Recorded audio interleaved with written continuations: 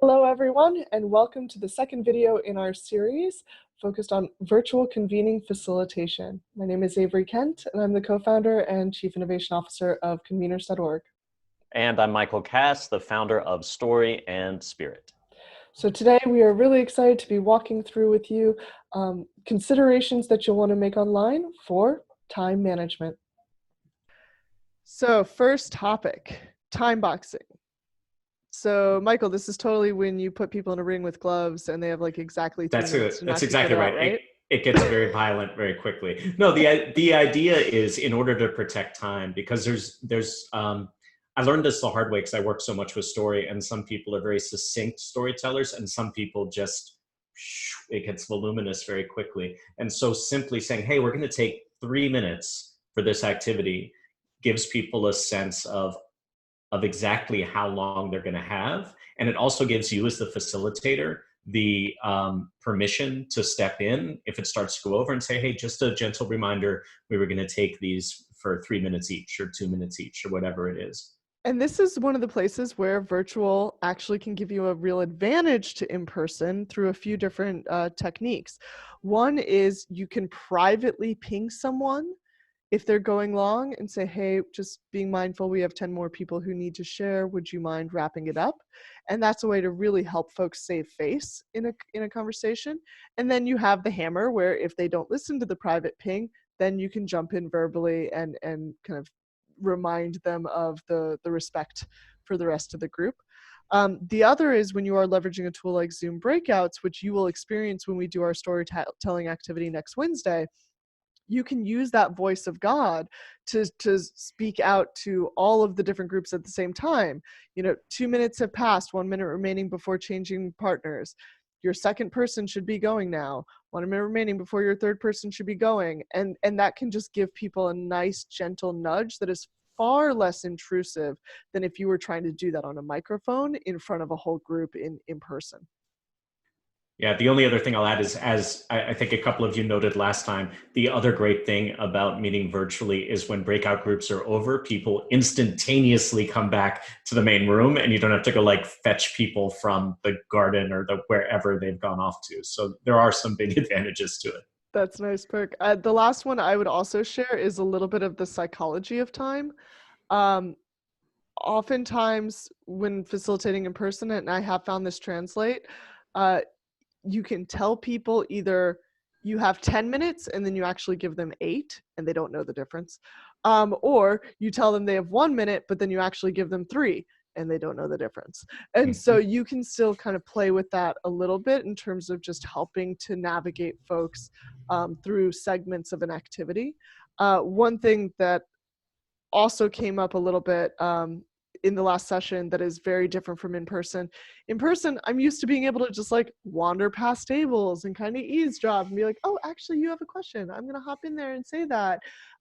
Versus me hopping into the separate breakout rooms on Zoom is super intrusive. It's like, oh, hey, you were totally talking and now I'm here. So until they at least invent like some sort of surveillance system for Zoom where you can just eavesdrop on everybody, just be mindful of that with your audience and make sure to kind of talk to them about that and get their consent, that's going to be a way that you're going to support the group. Okay, next one, the support you need. So roles are really important here. It is extremely difficult to facilitate anything more than probably 6 or 8 people online by yourself.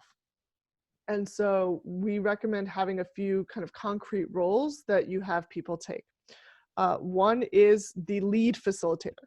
So that is the person who's going to be, kind of setting the tone, setting the cadence, being able to take people through the journey, and who at the end of the day will make the judgment call if needed to adapt, so that you're not trying to synchronize opinions between people in the moment.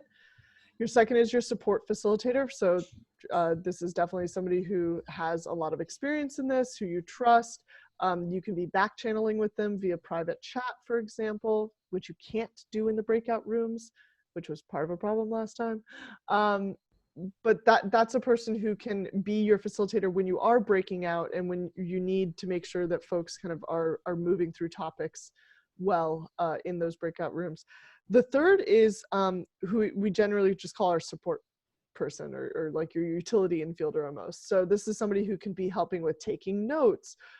They can be managing the slide deck. They can be managing the chat window. Or monitoring the email inbox, because oftentimes you've started the call, you're focused here, and you've actually got people emailing you like, that Zoom link didn't work, or I need help getting this downloaded. And so having a support person who's being able to monitor that can be extremely helpful. Yeah. The only other thing I'll add is if you have a larger group and you're going to do breakout groups within it, depending on the content of the breakout group, you may actually need an additional facilitator for each breakout group, just to make sure that the conversation goes depending on the format. So one of the things, like for the large rapid response call the conveners.org did, is Avery called me like the day before and said, hey, would you be willing to hop in and help facilitate some of the breakout groups?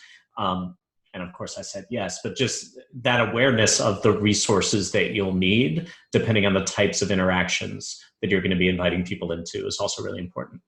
Yeah, and that was definitely a case where like the number of RSVPs doubled the night before, and we're like, oh, this is very different than what we thought we had 24 hours ago. We need to beef up our support just in case, right?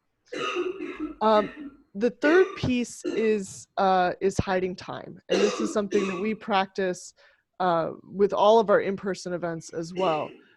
Essentially, I hide time in a few ways. One, I hide time between when something's scheduled and when it starts, and similarly when it's supposed to end and when it ends. I'll buffer time within a specific activity. Oh, technically this should take 7 minutes. I'm going to tell it that it's 10. And then depending on how long of an interaction is, I might even buffer just a random 10 minutes in the middle, because the truth is you never know what's going to go long, but something will go long. And being able to buffer that, nobody is ever angry if you end early. A lot of folks can't, honestly, in virtual settings, they'll just leave at the end of the hour when they've got to leave. And based off of what we talked about last time and really wanting people to transition out, you don't want them to just sign off, right? Like you want them to experience closure on whatever conversation you were having. So that's up to you in crafting the container to hide that time.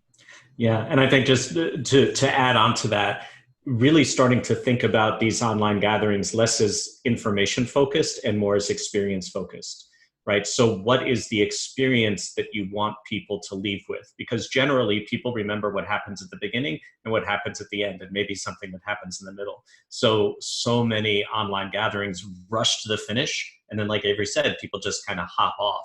And what they're left with, unfortunately, is a lingering sense that everything was hurried, even if it was only the last 5 minutes felt rushed. So that idea of keeping the overall experience in mind as you design the agenda and hide time inside of it.